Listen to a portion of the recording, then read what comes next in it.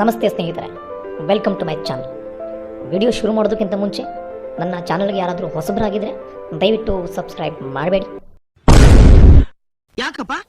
ಮೊದಲು ನನ್ನ first video ನೋಡಿ, ಆಮೇಲೆ ಸಬ್ಸ್ಕ್ರೈಬ್ ಮಾಡಿ.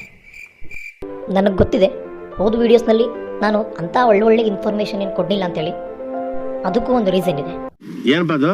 ನನ್ನ ಗುರಿ ಸಾಧಿಸೋಕ್ಕೋಸ್ಕರ ಯೂಟ್ಯೂಬಲ್ಲಿ ಹಣ ಮಾಡೋದು ಒಂದೇ ನನ್ನ ಉದ್ದೇಶ ಅಲ್ಲ. 4 ಜನ ನಮ್ಮ ಮಾತು ಕೇಳ್ತಾ ಇದ್ದಾರಂದರೆ ಒಳ್ಳೆ ಮಾಹಿತಿ ಕೊಡಬೇಕಾಗಿರೋದು ನನ್ನ ಜವಾಬ್ದಾರಿ. ಅದಕ್ಕೆ ಅಂತಲೇ ತುಂಬ ಒಳ್ಳೊಳ್ಳೆ ವಿಚಾರಗಳನ್ನು ಆಲ್ರೆಡಿ ತುಂಬ ಕಲೆಕ್ಟ್ ಮಾಡಿದ್ದೀನಿ, ಮಾಡ್ತಾನೂ ಇರ್ತೀನಿ.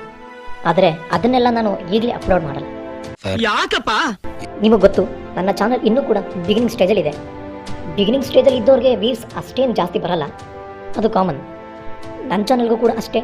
ಈಗಲೇ ಏನು ಅಷ್ಟೊಂದು ವ್ಯೂಸ್ ಅಂತ ಏನು ನನ್ನ ಚಾನಲ್ಗೆ ಬರಲ್ಲ. ಹಾಗಾಗಿ ನಾನು ಕಲೆಕ್ಟ್ ಮಾಡಿರುವಂಥ ಒಳ್ಳೆ ಇಂಪಾರ್ಟೆಂಟ್ ವಿಚಾರಗಳನ್ನು ಈಗಲೇ ನಾನು ಅಪ್ಲೋಡ್ ಮಾಡಿಬಿಟ್ರೆ ಅದು ಜಾಸ್ತಿ ಜನರಿಗೆ ತಲುಪಲ್ಲ. ಹೌದಲ್ವಾ? ಇದು ಯೋಚನೆ ಮಾಡಬೇಕಾಗಿರೋ ವಿಷಯನೇ.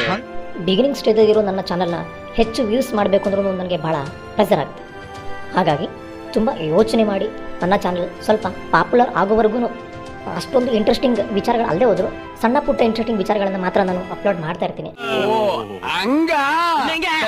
ನನಗೆ ಗೊತ್ತಿದೆ, ಇದರಿಂದ ನಿಮಗೆ ವಿಡಿಯೋಸ್ ನೋಡೋದಕ್ಕೆ ಆಗಲಿ ಅಥವಾ ಸಜೆಸ್ಟ್ ಮಾಡೋದಕ್ಕಾಗಲಿ ಹೇಳ್ಕೊಳ್ಳೋಕೆ ಅಂಥ ವಿಚಾರಗಳೇನು ಸಿಗಲ್ಲ. ಬಟ್ ಪಾಪ್ಯುಲರ್ ಆಗೋವರೆಗೂ ನಾನು ಈಗ ಮಾಡಲೇಬೇಕಾಗುತ್ತೆ. ಹೀಗೆ ಮಾಡಿದೆ, ನನಗೆ ಬೇರೆ ದಾರಿನೂ ಇಲ್ಲ. I am very sorry. ನಿನ್ನ ಇಂಗ್ಲೀಷ್ ಸಾರಿ ಬೇಡ, ಕನ್ನಡದಲ್ಲಿ ಕ್ಷಮಿಸು ಅಂತ ಹೇಳು. ಅದೇ. ಆದರೆ ಡೆಫಿನೆಟ್ಲಿ ನಿಮ್ಮನ್ನು ಎಂಟರ್ಟೈನ್ಮೆಂಟ್ ಮಾಡೋದಕ್ಕೋಸ್ಕರ ನಾನು ಆದಷ್ಟು ಪ್ರಯತ್ನ ಮಾಡ್ತೇನೆ. ಸೊ ಜಾಸ್ತಿ ತಡ ಮಾಡೋಕ್ಕೋಗಲ್ಲ.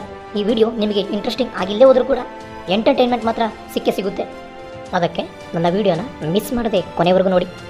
ಬನ್ನಿ ಫ್ರೆಂಡ್ಸ್, ವಿಡಿಯೋನ ಶುರು ಮಾಡೋಣ. ಕಣಕು ಚೆಚ್ಚಿ ಬಿಸಾಕ್ಬಿಡು.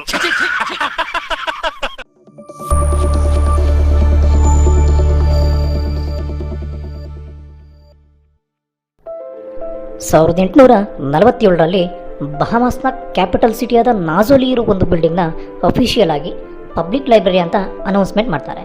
ಆ್ಯಕ್ಚುಲಿ ಆ ಬಿಲ್ಡಿಂಗ್ ಕನ್ಸ್ಟ್ರಕ್ಟ್ ಆಗಿದ್ದು 1797ರಲ್ಲೇ, ಬಟ್ ಲೈಬ್ರರಿಯಾಗಿ ಅಲ್ಲ, ಜೈಲಾಗಿ.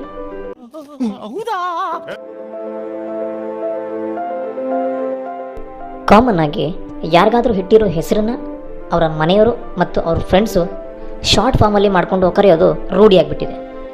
ಫಾರ್ ಎಕ್ಸಾಂಪಲ್, ಐಶ್ವರ್ಯ ಅಂತ ಇದ್ದರೆ ಐಶು ಅಂತ, ಅನುಷಾ ಅಂತ ಇದ್ದರೆ ಅನು ಅಂತ, ಚಂದನ್ ಅಂತ ಇದ್ದರೆ ಚಂದು ಅಂತ, ಯೋಗೇಶ್ ಅಂತ ಇದ್ದರೆ ಯೋಗಿ ಅಂತ. ಅಕಸ್ಮಾತ್ ಏನಾದರೂ ಅವ್ರ ಹೆಸರಿಗೆ ಶಾರ್ಟ್ ಫಾರ್ಮ್ ಮಾಡೋಕ್ಕೆ ಆಗಲಿಲ್ಲ ಅಂತಂದರೆ ಅವ್ರಿಗೆ ಅವರೇ ಒಂದು ಸ್ವಂತವಾದ ಪೆಟ್ ನೇಮ್ ಇಟ್ಟು ಕರೆಯೋದು ಕೂಡ ನೋಡಿ. ನಮ್ಮ ಹೆಸರನ್ನು ಕರೆಕ್ಟಾಗಿ ಪೂರ್ತಿಯಾಗಿ ಕರೀತಿದ್ದು ನಮ್ಮ ಸ್ಕೂಲ್ ಡೇಸ್ನಲ್ಲಿ ನಮ್ಮ ಟೀಚರ್ಸ್ ಮಾತ್ರ.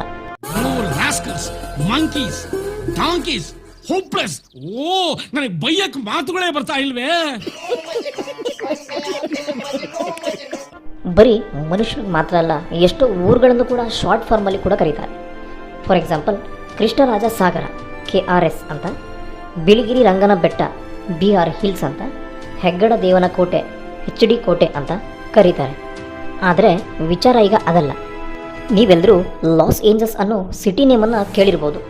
ಆ್ಯಕ್ಚುಲಿ ಅದು ಪೂರ್ತಿ ನೇಮ್ ಅಲ್ಲ. ಆ ಸಿಟಿ ನೇಮ್ನ ಮಧ್ಯದಲ್ಲಿ ಬರುವಂಥ 2 ಪದಗಳು ಮಾತ್ರನೇ. ಲಾಸ್ ಏಂಜಲ್ಸ್ನ ಫುಲ್ ನೇಮ್ ಬಂದು El Pueblo de Nuestra Senora la Reina de Los Angeles del Rio Porciuncula ಅಂತ. ಇದು ಸ್ಪ್ಯಾನಿಷ್ಲಿ. ಇಂಗ್ಲೀಷ್ಲಿ ಹೇಳಬೇಕಂದ್ರೆ the town of our lady the queen of the angels of the river Porciuncula. ಕನ್ನಡದಲ್ಲಿ ಹೇಳಬೇಕಂದ್ರೆ ಪಾರ್ಷಿಯಂಕೂಲಾ ನದಿಯ ದೇವತೆಯರು ಅಂತ ಯಾರೆಲ್ಲ ಇದ್ದಾರೆ ಅವರೆಲ್ಲರಿಗೂ ರಾಣಿಯಾಗಿರ್ತಕ್ಕಂಥವಳ ಪಟ್ಟಣ ಅಂತ. ಇಷ್ಟೇನಾ? ಸಮಸ್ಯೆ ಬಗೆಹರಿದ ಮೇಲೆ ಪ್ರಪಂಚದಲ್ಲಿ ಎಲ್ಲ ಅಷ್ಟೇ.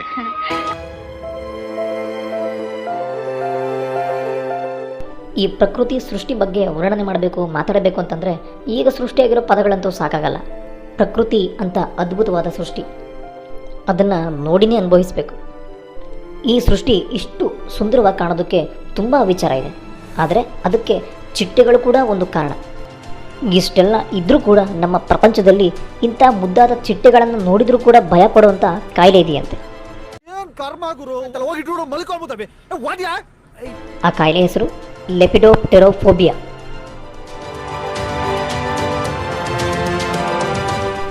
ಸೈಂಟಿಫಿಕಲಿ ಪ್ರೂವ್ ಆಗಿರೋ ಹಾಗೆ ಸ್ಟಾರ್ ಫಿಶ್ನ ಬಾಡಿಲಿ ಯಾವುದಾದ್ರೂ ಒಂದು ಪಾರ್ಟ್ಸ್ ಕತ್ತರಿಸಿದ್ರೆ ಅಥವಾ ಕಟ್ಟಾದರೆ ಅದು ಮತ್ತೆ ಬೆಳೆಯುತ್ತೆ ಅನ್ನೋದು ನಿಮಗೆಲ್ಲ ಚೆನ್ನಾಗಿ ಗೊತ್ತಿದೆ. ಸ್ಟಾರ್ಫಿಶ್ ಮಾತ್ರ ಅಲ್ಲ, ಸಿ ಕುಕುಂಬರ್, ಸಲಾಮಂಡರ್, ಆಕ್ಸಲಾಟ್ ಜೊತೆಗೆ ಕೆಲವು ಜೀವಿಗಳು ಅದರ ಪಾರ್ಟ್ಸ್ ಜೊತೆಗೆ ನ್ಯೂರಾನ್ ಸಿಸ್ಟಮ್ನು ಕೂಡ ರೀಜನರೇಟ್ ಮಾಡುವಂಥ ಪವರನ್ನು ಹೊಂದಿದೆ. ಇಂಟ್ರೆಸ್ಟಿಂಗ್ ಫ್ಯಾಕ್ಟ್ ಏನು ಅಂತಂದರೆ, ಸ್ಟಾರ್ಫಿಶ್ ತನ್ನ ಕೈಯನ್ನು ಕತ್ತರಿಸ್ಕೊಂಡು ಕೂಡ ಆ ಇಡೀ ಒಂದೇ ಒಂದು ಕೈಯಿಂದನೇ ಇಡೀ ಬಾಡಿಯನ್ನು ರೀಜನರೇಟ್ ಮಾಡುವಂಥ ಪವರನ್ನು ಹೊಂದಿದೆ. ಇದು ಸ್ಟಾರ್ಫಿಶ್ಗೆ ಮಾತ್ರ ಇದೆ. ಇಂಥ ಒಂದು ಸಾಮರ್ಥ್ಯ ನಮ್ಮ ಮನುಷ್ಯರಿಗೂ ಇದ್ದಿದ್ದರೆ ಭಾಳ ಚೆನ್ನಾಗಿರ್ತಿತ್ತು. ਕੱਲ ਮੈਨੂੰ ਇੱਕ ਕੁੜੀ ਮਿਲੀ ਜਿਹਦੇ ਗੱਲਾਂ ਦੇ ਵਿੱਚ ਟੋਏ ਮੋਏ ਮੋਏ ਮੋਏ ਮੋਏ ਮੋਏ ਮੋਏ ਮੋਏ ಇದು ಯಾರ್ದು ಮಹಿಮೆ? ಅಂಜನಾದು ಮಹಿಮೆ. ಅಂಜನಾದು ಮಹಿಮೆ. ಎಲ್ಲರೂ ಒಂದ್ಸಲಿ ಜೋರಾಗಿ ಕೈ ತಟ್ಬಿಡಿ. ಅಕ್ಕ ಕೈ ತಟ್ಟಕ. ಭಯ. ಈ ಭಯ ಅನ್ನೋ ಕಾಯಿಲೆ ತುಂಬ ವಿಚಾರಕ್ಕೆ ಬರುತ್ತೆ. ನೀರು ಕಂಡ್ರೆ ಭಯ, ಬೆಂಕಿ ಕಂಡ್ರೆ ಭಯ, ಬೆಳಕು ಕಂಡ್ರೆ ಭಯ, ಅತಿಯಾಗಿ ವೇಗ ಇದ್ದರೆ ಭಯ, ಕತ್ತಲೆ ಕಂಡ್ರೆ ಭಯ, ರಕ್ತ ಕಂಡ್ರೆ ಭಯ, ಜಾಸ್ತಿ ಶಬ್ದ ಕೇಳಿದರೆ ಭಯ, ಇನ್ನು ಯಾವ್ಯಾವುದೋ ವಿಚಾರಕ್ಕೆ ಭಯ ಪಡ್ತಾರೆ. ಆ ಥರದ್ದು ಎಲ್ಲ ಭಯಕ್ಕೂ ಒಂದೊಂದು ಫೋಬಿಯಾ ಅಂತ ಇದೆ.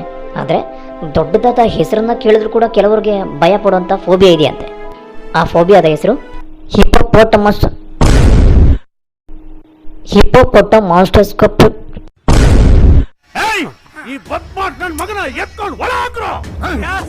ಈ ಬಾಯಿಂದ ಅದನ್ನು ಹೇಳಕ್ಕಾಗಲ್ಲ. ನನ್ನ ಫ್ರೆಂಡ್ ಹೇಳ್ತಾರೆ, ಕೇಳಿಸ್ಕೊಳ್ಳಿ. ಬೇಕು ಪಂತಂದು Hippopotomonstrosesquipedaliophobia. ಆ ಛತ್ರಿ ಬುದ್ಧಿ ಇನ್ನೂ ಬಿಟ್ಟಿಲ್ವಲ್ಲ ನೀನು? ಮತ್ತೆ ಅದಕ್ಕೆ ಯಾಕೆ ಇಷ್ಟೊತ್ತು ಪತ್ರ ಕೊಟ್ಟಿದೆ? ಆಗ್ಲೇ ಹೇಳಿದ್ರೆ ಪಟ್ರ ಕುಡಿಸ್ಬಿಡ್ತಾ ಇದ್ನಲ್ಲ.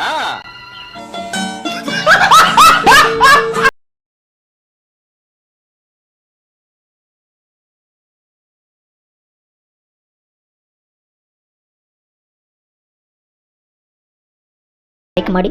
ಕೊಟ್ಬಿಡಪ್ಪ ಬೇಗ. ಏಕಾ ಕೊಡು ಮಾವ ಕೊಡು. ನಮ್ಮ ಯೂಟ್ಯೂಬ್ ಚಾನಲ್ನ ಇಂಟೆನ್ಷನ್ ನಿಮಗೆ ಇಷ್ಟ ಇದ್ದರೆ ಈ ವಿಡಿಯೋನ ಶೇರ್ ಮಾಡಿ.